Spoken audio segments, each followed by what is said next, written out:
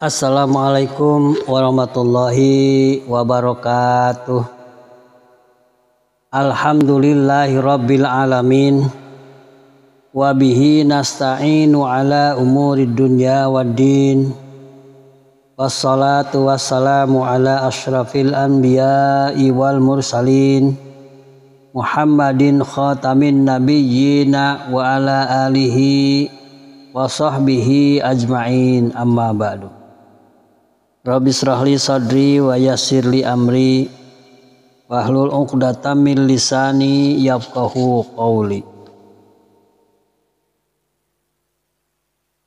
Para pendengar yang budiman, yang berbahagia dimanapun Anda berada, semoga Anda dalam keadaan sehat walafiat, tidak kurang suatu apapun. Di video kali ini saya ingin menyampaikan suatu materi dengan judul Amar Ma'ruf Nahi Munkar. Segala puja dan puji hanya milik Allah, Tuhan pencipta alam semesta. Berkat karunia dan hidayahnya kita dapat berkumpul pada kesempatan yang berbahagia ini dalam rangka menuntut ilmu.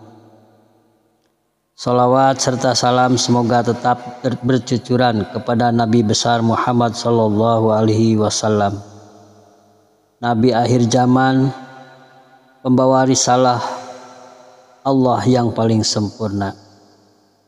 Hadirin yang dimuliakan oleh Allah Subhanahu wa taala, agama Islam adalah obor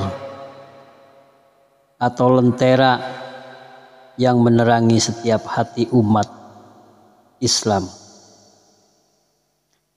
Dengan Islam, seseorang akan menemukan padang kehidupan yang terang benderang.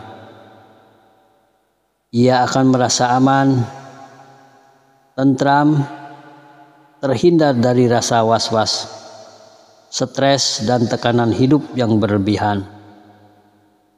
Hal ini tidak lain karena Islam mengatur segala tatanan hidup manusia.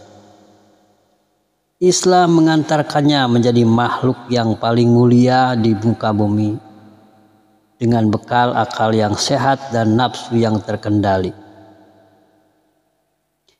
Islam menyuruh setiap pemeluknya menjalankan perintah-perintah Allah dan menjauhi segala larangannya sebagai bentuk komitmen terhadap keimanan yang ia ikrarkan dengan mengucapkan kalimat syahadat.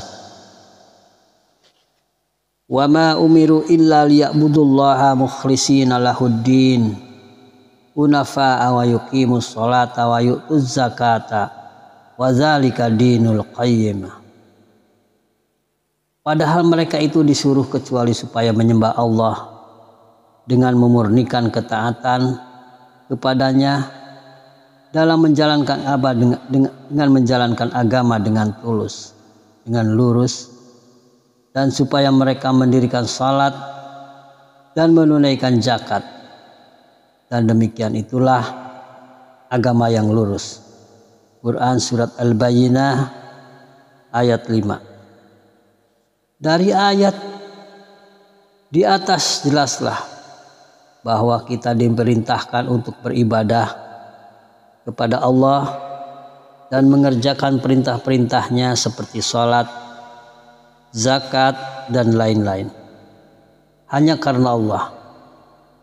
Orang yang beriman bukan hanya dituntut untuk mengerjakan amal soleh semata seperti sholat, puasa, berdoa, dan lain-lain tanpa memperhatikan masyarakat di sekitarnya. Dengan kata lain, selain seseorang dituntut untuk mengerjakan ibadah kepada Allah, ia juga harus memperhatikan apakah orang lain juga melakukan yang sama. Apakah kemungkaran terjadi di sekitar rumah tinggalnya. Inilah konsep amar ma'ruf nahi munkar, yakni seseorang selain dituntut untuk melakukan ibadah pribadi kepada Allah, ia juga harus memerintahkan orang lain berbuat kebaikan dan melarangnya berbuat kemungkaran. Mengenai perintah amar ma'ruf nahi munkar, Allah berfirman, wal takum minkum ummatu yad'una ilal khairi wa ya'muruna bil ma'rufi wa yanhauna 'anil munkar wa ulaika humul muflihun. Yang artinya, dan hendaklah ada di antara kamu segolongan umat yang menyeru kepada kebajikan, menyuruh kepada yang ma'ruf, dan mencegah dari yang mungkar. Merekalah orang-orang yang beruntung. Quran Surat Al-Imran ayat 104.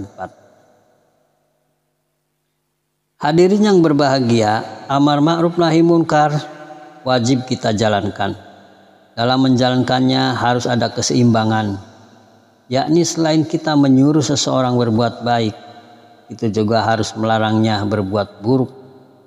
Jangan sampai kita lakukan salah satu dan meninggalkan yang lainnya. Misalnya kita menyuruh orang lain sholat, maka kita hanya melarangnya berjudi, berkata bohong, mencuri, dan lain-lainnya. Ibarat pesawat terbang, kedua baling-balingnya harus aktif bekerja dengan baik. Bila sholat satu baling-balingnya tidak bekerja dengan baik, maka pesawat itu akan jatuh.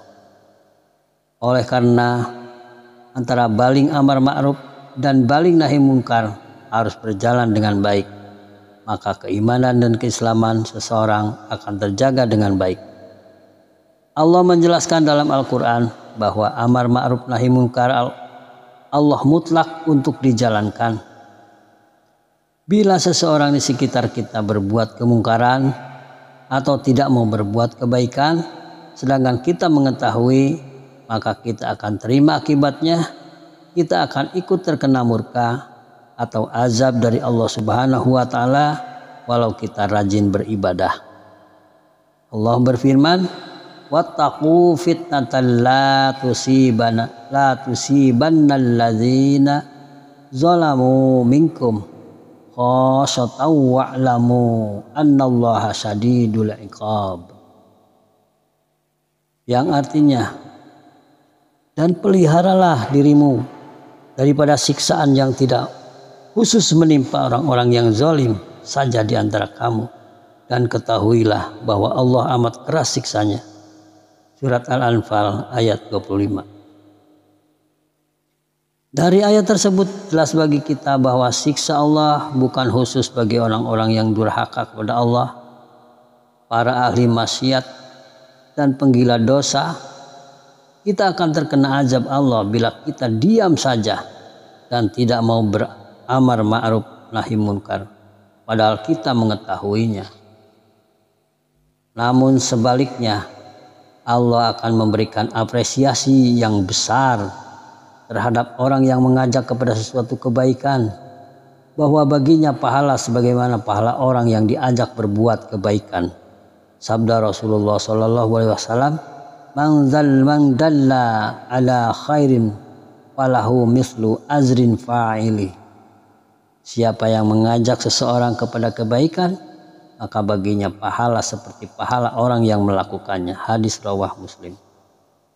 Saudara-saudara sekalian yang berbahagia, dikisahkan bahwa ada seorang ahli ibadah dari umat Nabi Musa alaihissalam.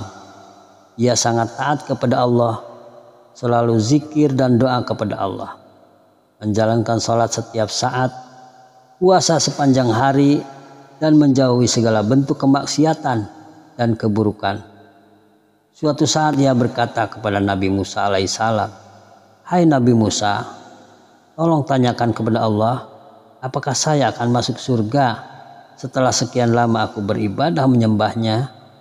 Maka Nabi Musa menanyakannya kepada Allah, maka firman-Nya, "Hai Musa, katakanlah kepada orang itu bahwa ia akan masuk neraka karena tidak peduli dengan kemaksiatan yang dilakukan kaumnya." Mendengar kabar dari Nabi Musa tersebut, menangislah ahli ibadah tersebut dan menyadari kesalahannya seraya memohon ampun kepada Allah. Suatu saat Bani Israel mengalami kekeringan yang berkepanjangan, maka ahli ibadah tersebut menggenggam pasir dan berkata, sekiranya ini adalah beras, maka akan aku kenyangkan Bani Israel dengan beras ini.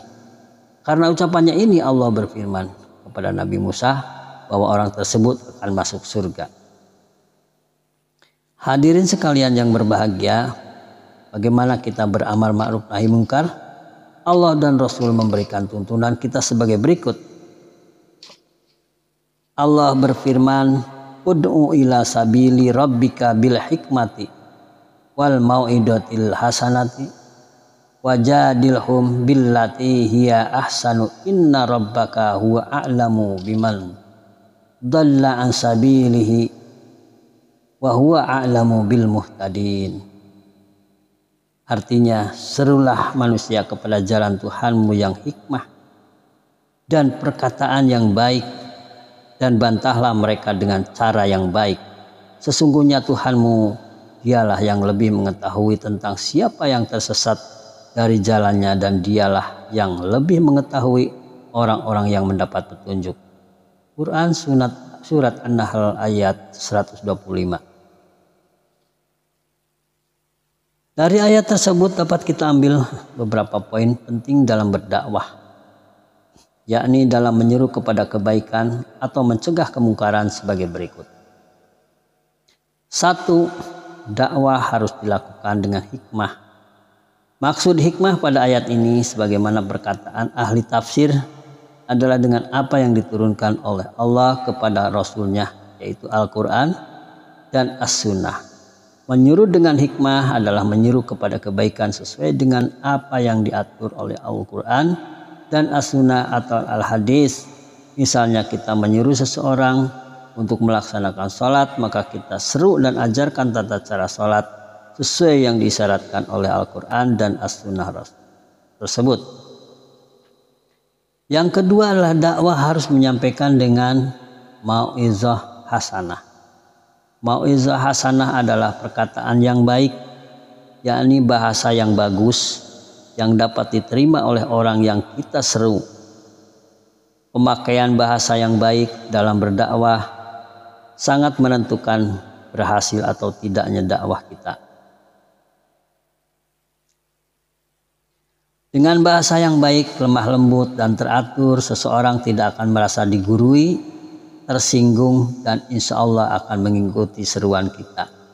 Sejalan dengan ini Allah pernah berfirman kepada Nabi Musa dan Harus ketika hendak menyeru Fir'aun. Faqula lahu qawlan layyinan la'allahu yatazakkaru yahsha. Bismillahirrahmanirrahim. Faqula lahu qawlan layyinan la'allahu yatazakkaru yahsha. Maka berbicaralah kamu berdua, hai Musa dan Harun, kepadanya, yaitu ke Fir'aun, dengan kata-kata yang lemah lembut, mudah-mudahan ia ingat atau takut. Quran surat At-Taha ayat 44. Yang ketiga, bila ada seseorang yang menyanggah atau mendebat kita, maka sanggahlah dengan cara yang baik pula. Ini adalah etika diskusi yang baik, menggunakan bahasa yang santun, menyampaikan argumentasi yang logis, dan alasan serta dalil yang hak dari Al-Quran dan As-Sunnah Rasulullah. Bila disanggah oleh seseorang, maka beliau tidak lantas marah dan berkeras bahwa beliaulah yang benar. Beliau akan menyanggahnya dengan santun, baik dan sopan. Bila ia menemukan jawaban atas sanggahan tersebut, beliau akan sampaikan saat itu juga. Namun bila tidak, beliau akan menunggu petunjuk dan wahyu dari Allah Subhanahu wa Ta'ala. Allah berfirman, maka disebabkan rahmat dari Allah lah kamu berlaku lemah lembut terhadap mereka. Sekiranya kamu bersikap keras lagi berhati kasar, tentulah mereka menjauhkan diri dari sekelilingmu. Karena itu maafkanlah mereka, mohonkanlah ampun bagi mereka, dan bermusyawarahlah dengan mereka dalam urusan itu. Kemudian apabila kamu telah membulatkan tekad, maka bertawakallah kepada Allah. Sesungguhnya Allah menyukai orang-orang yang bertawakal kepadanya. Surat Al-Imran 159. Yang keempat adalah sesuai dengan ayat di atas. Berdoa dan bertawakal kepada Allah. Mudah-mudahan Dia berkenan memberikan petunjuk kepada orang yang kita dakwahi, karena Allah yang memberi petunjuk kepadanya. Tugas kita hanya menyampaikan kebenaran firman Allah. Jika mereka tetap berpaling, maka sesungguhnya kewajiban yang dibebankan atasmu, ya Muhammad, hanyalah menyampaikan amanah Allah dengan terang. Quran Surat An-Nahl ayat 82. Hadirin sekalian yang berbahagia, kita harus serius dalam berdakwah. Tidak boleh setengah-setengah dan harus karena Allah, bukan mengharapkan imbalan atau bayaran dari seseorang. Kalau toh kita mendapatkan imbalan, anggap itu adalah rezeki dan karunia dari Yang Maha Kuasa dan harus disyukuri. Kita harus berusaha sekuat tenaga untuk menghilangkan kemungkaran sebagai sabda Nabi Muhammad SAW. Man ra'a minkum munkaran falyughayyirhu biyadihi fa illam yastati fa bilisanihi wa illam yastati fa biqalbihi wa dzalika adaful iman. Siapa yang melihat kemungkaran hendaknya ia rubah dengan tangannya, jika tidak mampu maka dengan lisannya, bila tidak mampu maka dengan hatinya, dan itu adalah selemah-lemahnya iman. Hadis rawah Muslim. Hadis di atas mungkin lebih bermakna kiasan, yang hakikat maknanya adalah bahwa kita harus semaksimal mungkin dalam merubah kemungkaran. Hal ini sejalan dengan metodologi dakwah yang telah dijelaskan oleh Allah, di antara dengan menggunakannya bahasa yang baik secara yang santun. Namun jika seseorang mempunyai power, akan lebih berhasil guna jika ia menggunakan untuk menyeru manusia kepada kebaikan atau mencegah kemungkaran.